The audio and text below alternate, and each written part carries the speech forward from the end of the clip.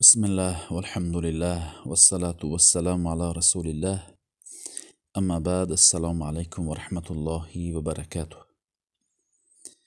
برنامه ما برنامه رمضانی است. با شما دوستان گرامی از سخنهای گوهرباری پیامبر صلی الله علیه و سلم و از آیاتهای قرآنی که متعلق به رمضان است هدیه میکنیم. مسئله پیش می آید که شخصای سالمنده که آنها با سبب سالمندی روزه گرفته نمی توانند و اینچنین یا بیمارهایی که دیگر بیماریشان درست نمی شود روزه گرفته نمی توانند، که اگر گرسنه ایستند آنها از هوش می روند یا به یگان درد گرفتار می شوند که طبیب ها گفتند به تو اگر روزه گرفتن عموما نادرست است. اگر چنین شخص باشد چیکار بکنند در ماه رمضان؟ الله میگوید که در سوره بقره و علی الذین یطیقونه فدیه طعام مسکین، کسایی که بر آنها مشقت از سالمند هستند با سبب سالمندی روزه گرفتن نمی توانند، قوت ندارند، آنها هر روز به عوضی هر روزی ماه رمضان به جای اینکه روزه نمیگیرند به یک مسکین فقیر طعام بدهند.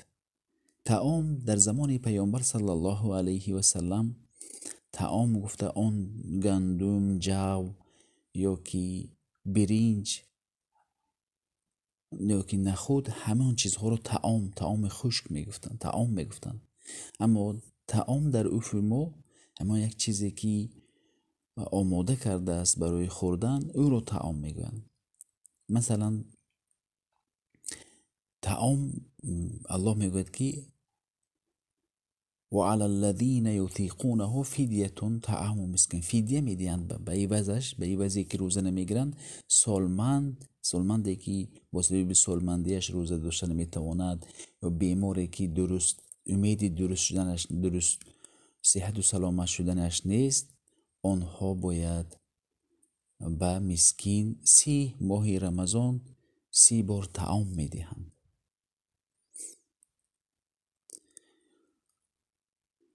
و این آیت میگویند که این آیت منسوخ است، اما عبدالله ابن عباس میگویند که برای سالمندهایی که با سبب سالمندی روزه گرفتن نمیتوانند مشقت است بر آنها، اینچنین بیمارهایی که بیماریشان درست نمیشود باقی است عمل کرده میشود. و علی الذین یطیقونه فدیه طعام مسکین فمن تطوع خیرا فهو خیر له. هر کسی که به عوض یک روز 2 برابر، 1 بار نه 2 بار به مسکین اگر بدهد برای او بهتر می باشد. هر کسی که آیت های قرآن رو میشنود و به بهترش عمل میکند، در حقیقت این خوب است برای او. السلام علیکم و رحمت الله و برکاته. أينما كنا أينما